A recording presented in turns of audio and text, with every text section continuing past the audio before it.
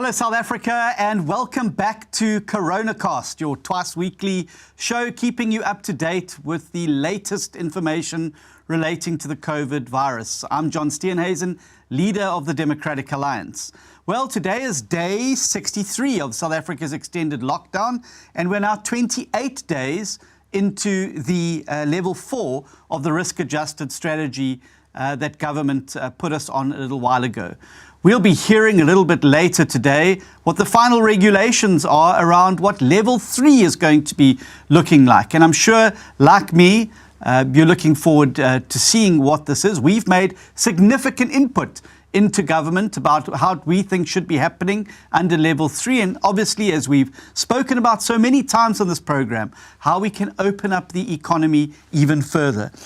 In the course of this week, the president announced that religious institutions will be allowed to open, provided they keep their numbers below 50. This obviously now begs the question on why hairdressers, restaurants and other areas that could practice similar social distancing around similar numbers should not be allowed to do the same. And hopefully we're going to see some more clarity of that in the course of the announcements. Yesterday in Parliament, our Health Shadow Minister, Siviwe Garube, did an incredible job in the question session with the Minister of Health. And it was the first virtual session that we've had in Parliament.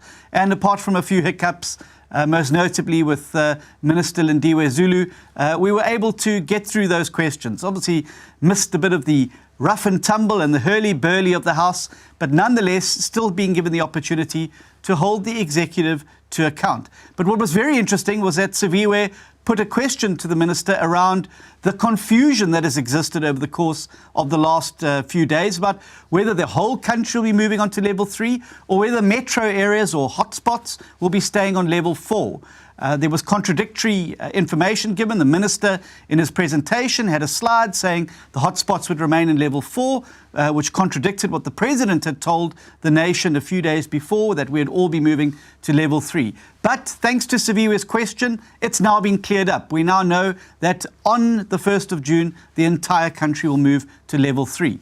Obviously, we need to see what the level 3 regulations say, and we really hope that government has listened to South Africans and listened to those people that have made significant input into this, because that is what we have to do as citizens, and we must be given the opportunity to be heard.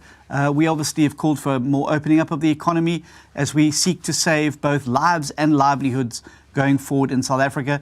But we will keep you up to date with the latest developments. And where any one of those regulations that we regard as unreasonable or irrational, we will add to the list of regulations that we are currently litigating against, so that we can start bringing some sense and sensibility to these regulations going forward.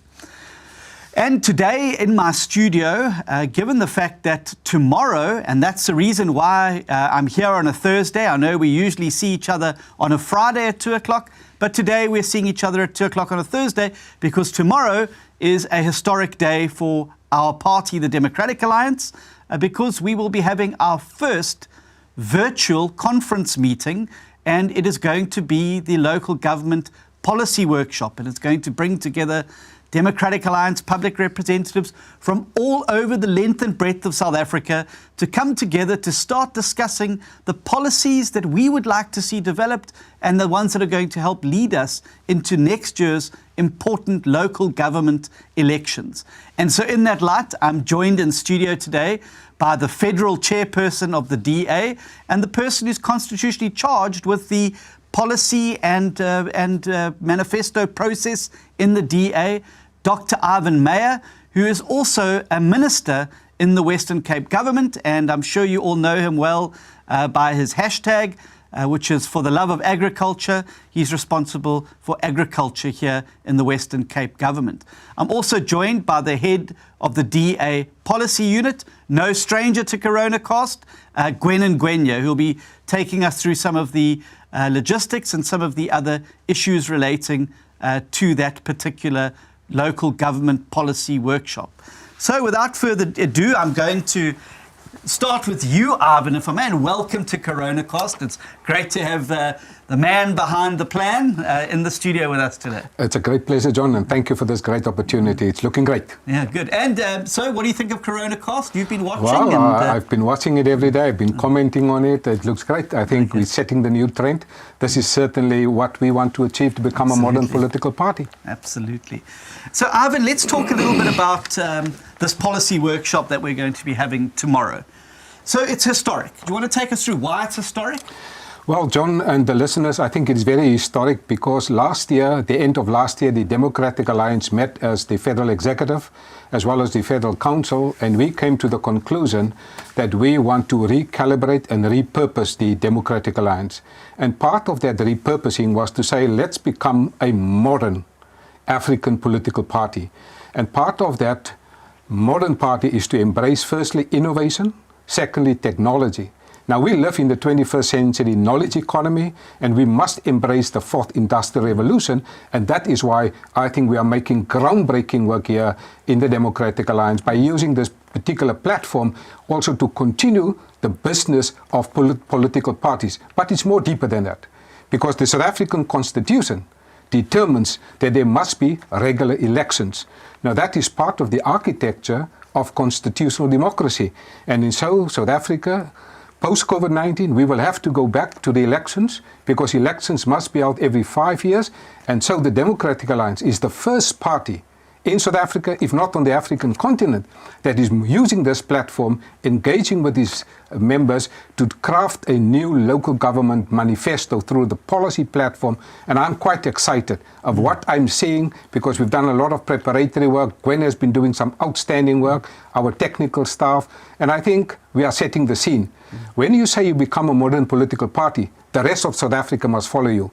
And I think Coronacast has demonstrated that we have now the technical capability to do two things: to communicate to South Africans that the business is open, and secondly, we can have social inclusion. And so I'm excited that we will have now a bottom-up approach, and as Gwen always reminded us, this is a brainstorming exercise that will take place tomorrow because we must be using our, as you said in your introduction, our seasoned politicians, our public reps, both at local level, national level, and at the provincial level. We've got the technical capability, we've got the intellectual capability, and I think we're going to set the trend, not in South Africa, but on the African continent. Absolutely. And I mean, you must be quite proud of this. I mean, as the Federal Chairperson of the second largest party in South Africa, this is a significant undertaking. So what measures have been put in place to ensure that everyone who is able to participate is able to log in and participate? Yes, this is a very important question because what we want to do is to make sure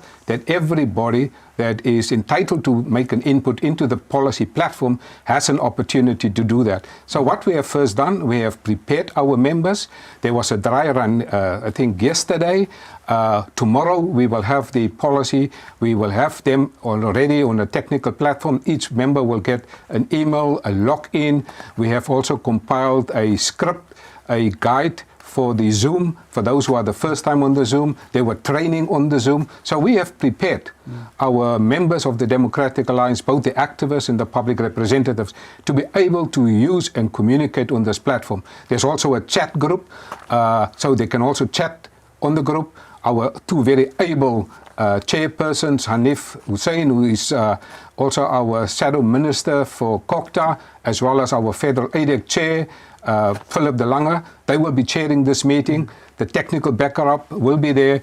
People will first have to log on between 7 o'clock tomorrow and 8 o'clock. You can log on. You've got ample time to log on, and technical capabilities will be behind that. So we are ready to make history tomorrow, but not for the Democratic Alliance, for South Africa. Because the elections next year, we see the devastating audit results that came out again today.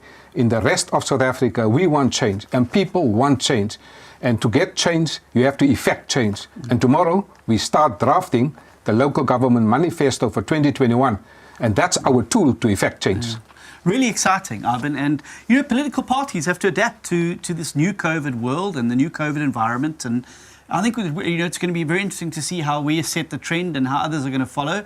I was reading the other day that the Democratic National Convention, for the first time in history, is going to be held online. So potentially, you could see the start of the election of the American president being done on a virtual platform. So do you think this is going to, if it goes off successfully, is going to set the trend for how the DA is going to have to operate over the next 18 to 24 months? Well, John, the Democratic Alliance, through its federal structures, have already committed itself to become a modern political party. There's no way in going back. We have to go forward for the sake of the future of this country. And I believe that we have now the technical capability. We have tested it. It works very well. There will always be some technical glitches, but nothing that we cannot overcome, because the DA is a party that is very resilient. And I think for the 21st century knowledge economy, this is the future. I heard quite an interesting comment yesterday from the mayor of Witzenberg, Benito Claassen. He used a comment. He said, you can either virtually sink or you can virtually swim. And I think the Democratic Alliance had chosen the option to virtually swim. Yeah. Well, I'm very excited about that. So do you want to take us through the journey to the policy conference and then how it's going to work and tomorrow? So I mean, this is not the first time people are going to be engaging. There's been a platform created. Do you want to just take us and South Africa through some of those processes? Yes, we have been engaging regularly through our federal structures, but also we have put a working committee together, the so-called Policy Steering Committee, and Gwen has played a very important role in that committee, as well as Alan Ziller as the Federal Executive Chair. We have put a team together to guide us both on the substantive level of issues, but also on the technical and the logistical issues. So we've met, we've tested these systems, and so what is going to happen tomorrow? Firstly, people will have an opportunity to do an online registration. They will get a certain code so that we make sure that the right people have access to our policy platform. There will be a discussion, broadly introduction, the purpose of this local government workshop. Then there will be a discussion on the broad, because the Democratic Alliance is a value-based organization. So what are the key values that must drive local governance? There will be also a discussion on the reflection of the last local government manifesto, the 2016 election, and then there will be a broader discussion about some priorities and discussions, and we will allow people also to have substantive discussions about what they consider to be important. Three things are important.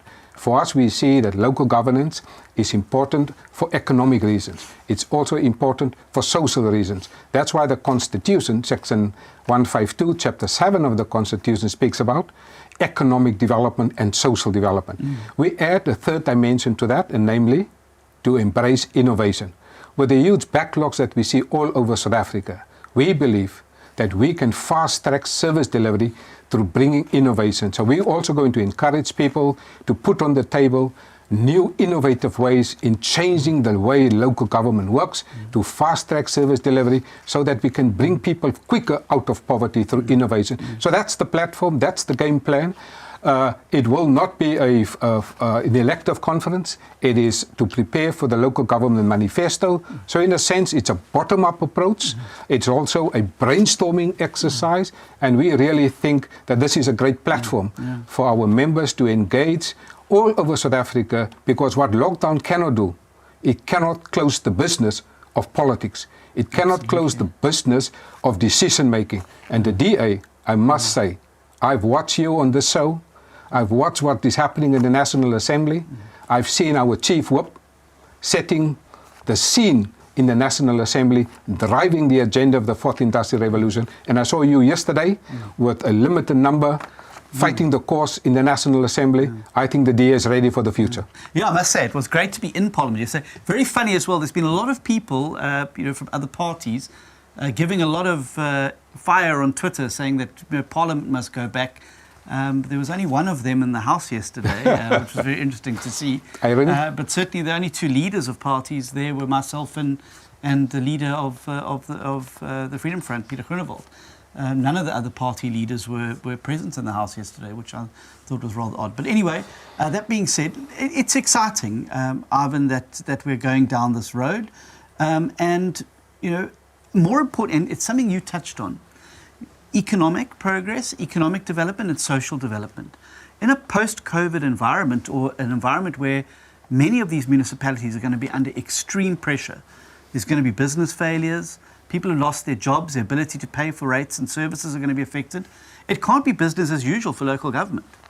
Absolutely, it cannot be business as usual. We know that in this past week, many municipalities had to approve their budgets for the new financial year. They had to make some dramatic changes because COVID-19 have a direct impact on the budget, but more going forward. If you look at the 500 billion rand package, part of that package is 135 billion cuts in budgets. And those cuts are deep, particularly also of local government. If you don't have a business base, you don't have a tax base, and we're going to see some dramatic changes next year in the election, and we have to prepare for this post-COVID-19 era, particularly in local government. There will be radical less revenue, and we will have to learn to stop the wastage, to stop the corruption, stop these unnecessary municipal entities that drain the fiscus. Maybe this is the time to say no more to some of these entities. Some of these municipal entities, you get people earning 3-4 million rand for a CEO. Correct. And they add very little value. Local government is fundamentally about four things. It's about, this morning you needed water provision, you needed electricity, you needed sanitation and refuge collection. The first thing I did this morning, 6 o'clock, I put it out my bin. I was a bit worried, Ivan, for a second. No, I put out my bin. That my wife always say, put out the bin. And those are the type of functions. You want to have the confidence that your municipality will collect your refuse. But I think, John, you're absolutely right. We will have to relook the way that we do local government finance, because this is completely a different ballgame. Yeah. So you've seen as well, I mean, a lot of municipalities in the country already in deep financial trouble going into this crisis. And they didn't do what Lesego Kganyago, the governor of the Reserve Bank, had said. They weren't fixing the roof when the sun was shining. Different as a kettle of fish, though, and I think it shows you clearly the difference between a capable state and an incapable state at a local government level. When you look at the resource and rescue packages that Mayor Dan Plato was able to announce yesterday, yes, and during the course of the crisis, a municipality that saved up in the good times to help tide over the bad times. There are many, many municipalities in the country that are going to, that were already in deep financial trouble going into this. I mean, their sustainability now is in serious question. Absolutely. And unfortunately, unlike in the past, the national government will not be able to bail out municipalities. They will also not be able to come and rescue municipalities, particularly those that have stolen money through a sustainability grant. That is not going to happen. What we have been doing as a Democratic Alliance quite successfully is to implement the principles of fiscal consolidation, meaning radically cut unnecessary expenditure and try to see how you can make some tax adjustments to increase your revenue base. A very simple example, John, is normally you can have, for example, when you have liquor licenses are normally allocated for people based on your premises. You change the regulations and you say now, you now pay your liquor license per volume. So if you have more alcohol, you're going to pay more. So just quite a small technical adjustment on the tariff structure, you can increase your revenue. But municipalities are also going to have to innovate around, A, how they procure services and deliver those services, because there's many, many households that are not going to be able to pay their rates accounts. Many businesses are going to fail. And property holders and big property investing companies are going to struggle to pay their municipal rates account. So the days of just adding on to the rates account, I think have come to an end. Municipalities are going to have to really take a good hard look at what the Constitution talks about, the objects of local government, and cut their cloth accordingly to focus on those. So no more jamborees, no more these lavish parties that you see. I mean, it's going to have to go back to brass tacks of what local government's all about. Absolutely, John. And I think what we're going to see more and more now is that local government will have to cut to the poor basics. No more what I call eat, meet and greet ceremonies, because that's what it is. No more flying overseas, no more unnecessary events, but clear strategic planning and stick to what is required of municipalities as per Section 152 of the Constitution. The Constitution is clear. The objects of local government is to provide for democratic and accountable government, to ensure for the provision of services to communities, and thirdly, to promote social and economic development, and thirdly, to promote a safe and healthy environment, and also encourage communities to take part in public participation. Those are the core objectives of the Constitution. So no more unfunded mandates. So no municipality in South Africa must allow the national government to dump responsibilities on a municipality and expect the taxpayers must pay for that. We must be very clear, there's no space to fund what we call fiscal centralization. We must be very clear that the tax base of municipalities must be protected. And you're absolutely right. We need to find new innovative ways to generate some revenue, because many, many thousands of companies are not going to be able to contribute to the tax base. And that's not only the tax base of municipalities, that's the national tax base, because that national tax base channel money through the local government equitable share. And I see that about 20% less money will be available from the national government to municipalities. Yeah. So they're going to have to cut their cloth according to what is it. But this is also an opportunity for almost a reinvention of local government. And you and I have both been to places like Taiwan and looked at the innovation there around how they deliver services, the way in which infrastructure is put in. They don't go. The amazing thing I saw in Taiwan when I was there is that you see the people come and they dig up the road to put in the fibre. 3 weeks later, they come and they dig up the road again after it's been repaired, and they want to lay a water pipe. And then it's just a focus there on using one time to dig up a road, and you lay all the services, and you have one pole. Instead of having a light pole and then a pole for a camera and a pole for this traffic monitoring, you've got one pole that's got cell phone service, it's got CCTV camera, it's got electricity, it's got your fiber networks and internet all in one. It was fascinating. And that's a sort of innovation and cost saving that municipalities are going to have to look at. Absolutely. I mean, while we still talk about e-government, a country like Taiwan speak about e-citizen, putting the citizen at the center of this innovation. And I think we need to do the same. I mean, most of us, we normally go to the municipality to get our car registration. All of those things need to go online, because when you go to fetch your car license, it's 4 or 5 hours out of your productive time standing in a queue. So those are part of the innovative things that is happening. The city of Cape Town, for example, you can now, wherever you stay, anywhere around the world, you can now submit your building plan online and track it electronically in the city of Cape Town, which department your building plan is and when those building plans are approved. So that's the type of innovative things that we're thinking about in this local government manifesto, and we're looking really forward tomorrow to hear what other innovative things are. And I believe there's innovation not only in the Western Cape, throughout South Africa, and our members across the various provinces. We're looking forward to your input tomorrow. I'm really excited as well to see some of the ideas that come out there, and particularly also public participation, which is a legal requirement in terms of the integrated development planning process, your budgeting process. The days of having an IDP meeting where you call hundreds of people into a hall are going to have to be rethought, and all these processes are going to have to be looked at very carefully. It's quite exciting, John, that you talk about it, because the mayor of Hessequa, Mr. Grant Riddles, he called me to say they are having a e-participation for the approval of the budget. So it's already happening here in the Western Cape, and I've seen also one of our councillors, and you've been in one of those town hall meetings. That's the future.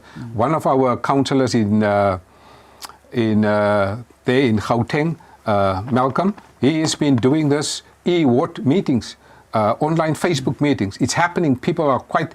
Normally when you call a public meeting, 10, 20 people arrive. He's been calling e-meetings, public participation, and 100 people participate. Much more meaningful in the comfort of your own home. That's the fourth industrial revolution.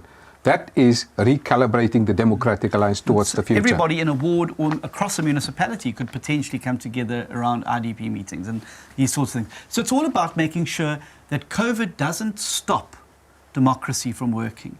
And that leads me to a question that's come through here from Cornelia van der Merwe, who says, what does the DA think of Julius Malema saying that the elections for next year should be postponed? Well, my first blush on that is that the law is clear, that there's a constitutional time frame which elections must take place in.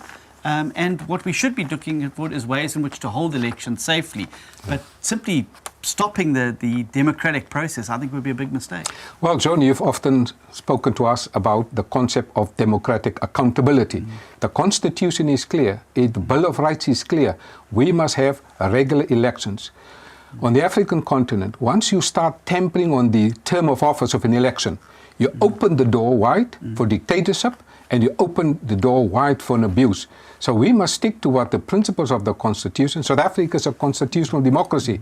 So it's not up to Julius Malema, unless he is a small dictator that want to dictate. But he's a minority party. We're the official opposition party in South Africa, and we're not going to listen to him. I think what matters most is that the Constitution of South Africa must prevail. And once you temper on the Constitution, the risk of constitutional democracy is at stake, and we have already seen how the government is managing COVID-19. There's huge risk for democratic accountability. Well, I mean, on that as well, and I agree with you 100%. It's about regular elections. When you start skipping those elections, they suddenly, then the next argument, well, we skipped it last year, why don't we skip it for another year? Yeah. And before you know it, you've got a 10-year term. And we've already started to see in the COVID crisis how the elected lawmakers have been sidelined. And I use the cigarette thing as an example. Absolutely. And Coronacast got a lot of people who are very animated about the cigarette story. But there's a deeper malice in what has happened around cigarettes. Because if you look at government's own papers this week, they have to admit it's not based on fighting the virus. It's an ideological crusade being led by government. But what is worrying is that they've essentially been able to change the laws around tobacco by completely bypassing the elected public representatives of this country. And that should worry South Africans. That should deeply worry South Africans, because these regulations are secondary laws. Lawmaking is the function of the legislative arm of Parliament. And what we are seeing here is the executive assuming the powers of the legislatures, and that is a dangerous sign. That's the opening up of the National Democratic Revolution. And the question that was asked today in some of these newspapers, will these ministers, post this lockdown, give back these enormous That's the power? big worry. That's the big worry. It's what they call the permanence of the temporary, which we need to guard against as Democrats and as constitutionalists. These ministers just thinking, because I think there's quite a few of them are really enjoying not having to account to Parliament or to be held accountable there. And worryingly, it's permeated into the governing party's organisation. I read a very worrying piece the other day, I think it was carried in the Mail and Guardian, by a very senior policy head in the ANC who was putting forward the argument that, well, this NCC is working so well, it should just be kept in place forever to what he calls speed up government delivery. So clearly there's a taste now of this authoritarian power, and it's a bit like sugar. I think that some of these ministers have tasted and are really liking what they're tasting and are going to be very reluctant to give it up at the end of this process. Absolutely, John. This is about the National Democratic Revolution in the fast lane. This is also about the abuse of power. But I think South Africans have seen something. They have seen through this. They have realized that this is a government that they cannot be trusted. This is a government that is actually opening up the massive abuse of power in South Africa. But they've seen something else. They've seen a capable state in the Democratic Alliance. While they abuse the rights of citizens, we as the party, the Democratic Alliance, have been championing issues, going to court, fighting these issues on behalf of citizens. And I think the blue line is clear. There's an authoritarian government in South Africa, and there's a party that will fight for civil liberties, and that's the Democratic Alliance. And I think that's an important point, because there's a lot of critics of the DA, people like Chris Roper and some of these others who think that the DA's job is to just sit in the box quietly and let government get on with it. But that's not what an opposition party is meant to do. And we've made significant contributions into each step of fighting the coronavirus. We've stood with the government when they did the right thing. Absolutely. But we also have a duty at a local government, at a provincial government, and at a national government level to set out where things are not going right. And there's a lot that's gone wrong in the last few weeks. Absolutely. And John, specifically now back to local government, I think one of the things that we have seen is that the basic services, that's why local government exists. And if you look at annually, on an annual basis, the South African Stats SA, they bring out a report about which governments deliver the best basic services. Year on year, for the last 10, 15 years, the Democratic Alliance has the best track record in local government service delivery. So tomorrow, we want to take that a little bit further and learn from what have we done in 2016, what was our track record, and how we can change the landscape of post-2021 to 2024. I think the Democratic Alliance will use this platform of 2021 also to prepare a real fundamental change in South Africa towards 2024. We need change in South Africa, but it starts next year with the local government election. And it starts with democratic accountability and regular elections and the rule citizens that hold their government accountable using the rule of law. Absolutely. And this is a great time to bring Gwen in, I think, because I know that she's really passionate about these issues. Gwen, welcome back to Coronacast, and thank you for making time to be with us this afternoon again. So what's on the menu tomorrow for the local government policy manifesto workshop? Well, essentially, I mean, what we want to get out of tomorrow is to ensure that, you don't just approach this manifesto and our offer to voters as purely an academic or research exercise, which is obviously what the policy and the governance units can do so very well. But it's also important that we bring together our members of the party who sit across the country who live within and work with communities to ensure that we get that perspective into the manifesto offer as well. And so that's really what the purpose of tomorrow is to get that input. And we are starting the day off with a discussion about how we ground our manifesto and our offer in the values and principles of the party. We will also look at, what are the very basics of local government that we should be getting right, not just in terms of the constitutional basics, but what do we as a party think that the duty of a local government should be. And then to also innovate, as Dr. Meyer has pointed out, in those areas, and to potentially also carve out more room and fiscal room for local governments, because local governments have increasing responsibility and are the front line of service delivery. But with increasing responsibilities, we don't always see the increase in resources to be able to fulfill those obligations to citizens. So it's going to be a very robust discussion about what the party wants to offer to voters in next year's election. And I think it's great that we're going to have so many councillors that are going to be coming together on this online platform. Now, I served for 10 years as a councillor in Durban, a ward councillor in Durban, and I can tell you it's the hardest job I've ever had in politics. A hard-working councillor is worth their weight in gold, but it is really a very challenging job because it is the only public representative in the country that is actually directly elected by citizens. Well, certainly half of them as the ward councillor. So there is a causal linkage between the ward councillor and the people. And often ward councillors end up fielding all the queries from national and provincial government. So are you expecting some innovation to come in from our ward councillors? Has some stuff come in already that you've looked at and thought this is a really good idea? Yeah, I mean, certainly, and precisely for the reason that you bring up, that, people who are actually in these positions bring a wealth of experience that one can't just glean from looking at the research and kind of academic material about how it is that you address local government issues. I mean, there's a plethora of that, and that's what the policy unit does a lot of, is to engage with academics and various experts in particular fields about what exactly the party can put into its agenda that is evidence-based. But it's so important to obviously have this initial discussion with party members and public representatives who are actually on the ground and can put into the kind of research that more on the ground and practical experience about the realities of being in government. And even for those local and even for those members of the party aren't necessarily in a government, but the realities in the part of the country where they live, and all of those kind of rich contributions and experience is what we will bring together tomorrow. What do you make of the call by the EFF to postpone the local government elections next year? Well, I mean, I think that's probably a discussion that all political parties will have to have about the readiness, because I do think that one thing that's certain is that the reality that we face now about the COVID response is going to shape the local government elections. It will obviously shape how we're able to go out and vote. It will certainly shape our offering. I mean, I think this is an opportunity for all the spheres, from national, provincial, local government, to think deeply about how the country is going to respond to the aftermath of COVID. And I think that's going to be challenging for all spheres of government. And it's really an exciting opportunity to think outside the box and perhaps offer something really fresh and new.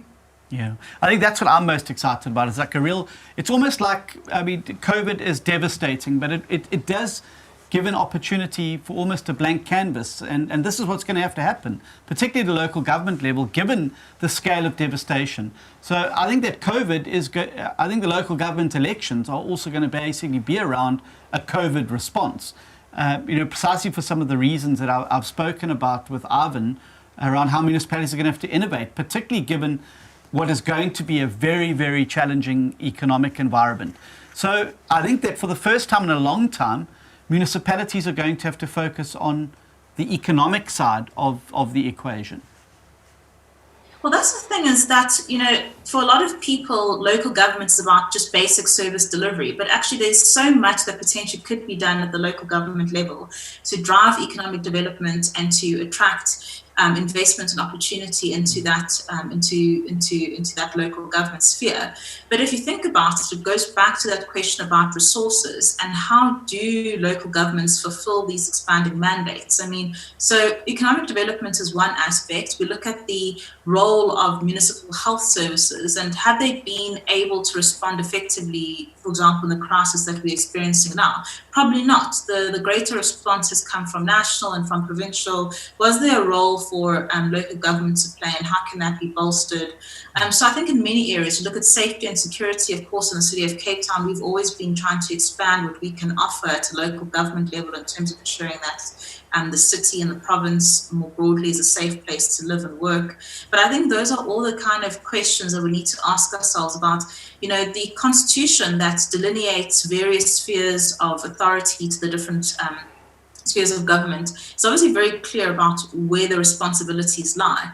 But that was now, good over 2 decades ago. And I think all of that, in light of the need to respond very quickly and urgently sometimes, especially in the case of a disaster, I think throws into question and provides a serious opportunity for the country to have a serious relook at perhaps the functions and also resources that are available at a local government level.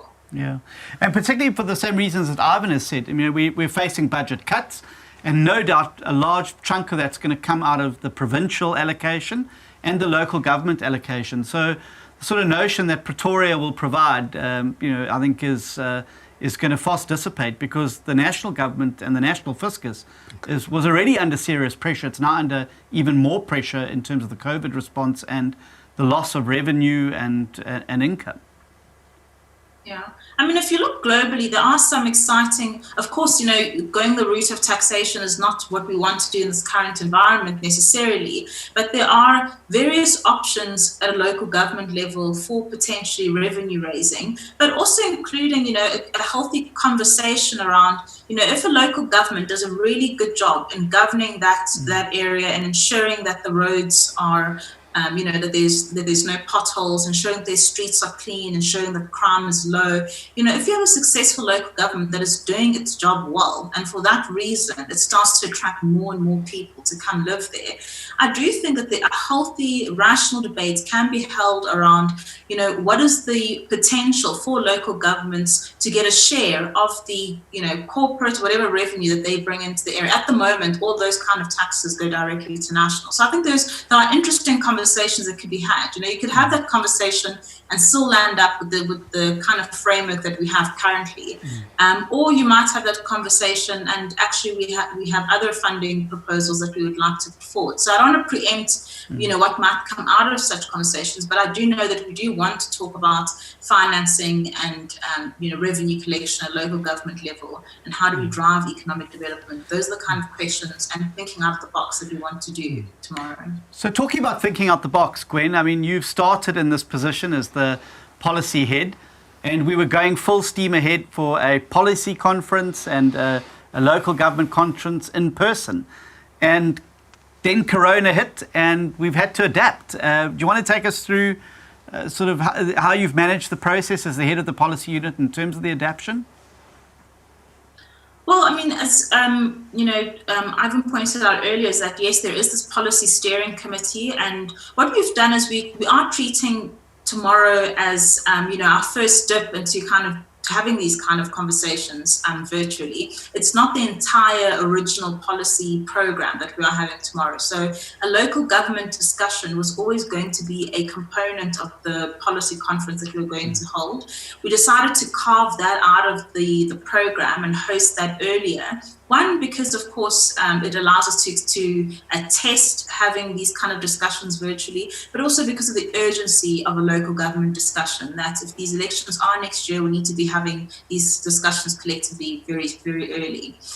So I think that, we'll see whether this, depending on how it works out, if we're able to then have the broader policy conference in the same manner. So the rest of the conference had items such as our economic justice policy that we're proposing. It had other priority policy development areas that were to be discussed. And as everyone knows, that was delayed to September of this year, and we are getting closer to September, and we don't know what size gatherings, etc., will be allowed by then. So we might very well also have to look to hosting that broader policy conversation virtually. But I think the preparations for hosting this one virtually have gone very well.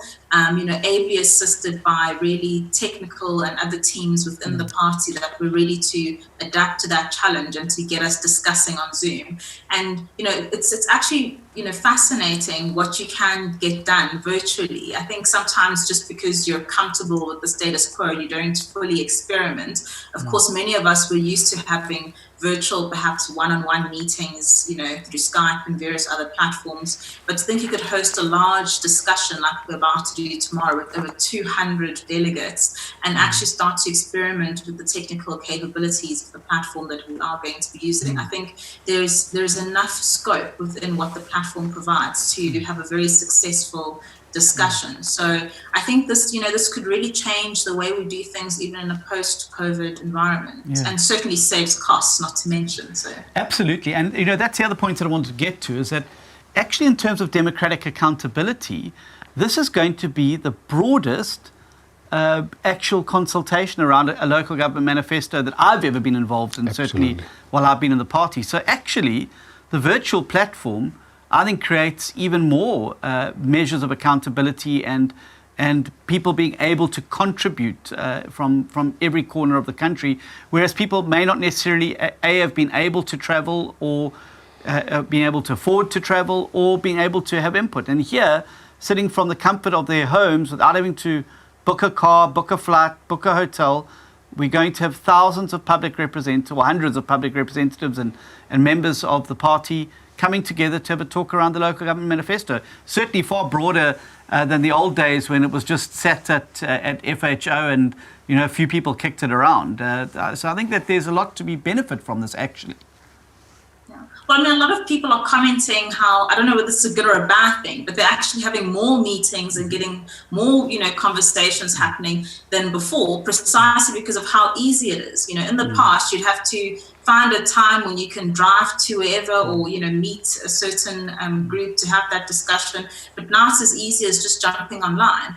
So on the flip side, I think, yes, it'll definitely enhance accountability, but it means that, I think a lot of political parties in terms of engagement, in the past, you might have had to say, well, we have an annual or quarterly engagement because of the logistics. now people might demand much more regular engagement since it's so potentially easy to facilitate and to organize. Well, certainly as a leader, I've felt more held to account over the course of the last 6 to 8 weeks, and that, you know, I've been able to attend caucus meetings that I would only get to maybe once a year, maybe once every couple of times a year. I'm now able to Zoom in once a week and, you know, talk things through with them and troubleshoot and share ideas. And I think in terms of holding leaders in an organization accountable, I think there's a lot to be said for it. Yeah. Well, that's thanks very much. I wish you both well for tomorrow. I'm going to be zooming in and giving my 2 cents worth as well. And, you know, obviously we encourages the public reps to do the same. But I just want to say thank you to the two of you for the incredible work that you guys have put into getting us to this point, Alvin, and B, wish you all the best for the policy conference tomorrow. And we hope to have you back on in a week or two's time, and you can maybe we can take South Africa through how it went and talk about maybe some of the stuff that's come out of it. Very exciting. Yes, no, thank you, John, and we're looking forward to welcome all of the members tomorrow. Remember to log in early between 7 and 8. And there's also some pre-reading. Please do the reading tonight. We're looking forward to an exciting local government policy manifesto workshop. It's going to be great. Great. Thank you so much, Arvin. Well, everybody, thank you for that. I know there's a lot of traffic now around the level 3 regulations, and we obviously are going to study those very, very carefully once they are gazetted and published and take them through. But already some of the stuff coming through around parks and beaches remaining closed are a cause for some concern. And again, government has stuck with their guns on tobacco and said that they definitely won't allow it in the current phase, and we hope to make some announcements around that in the coming days. But thank you very much for tuning in and joining us today for this version of Coronacast. I'm really excited about our local government conference tomorrow and the workshop, and I'm looking forward to having an exchange of ideas with many, many people in the party. Thank you very much to all those first responders out there, and my shout out this week goes to all of you, nurses, doctors, policemen and women, all standing on the front lines as we fight this virus together. Next time you see a nurse, next time you see a doctor at the shops or out and about, wherever you may be, take time to say thank you and acknowledge the work that they're doing. They're sacrificing their own family time. They're putting their lives at risk as we fight this virus together. So my shout out is to all of you. Thank you for the work that you're doing. Well, that's it for this week. We'll see you in the same slot Tuesday at 2 p.m. next week for another exciting broadcast of Coronacast. Until then, keep safe, South Africa.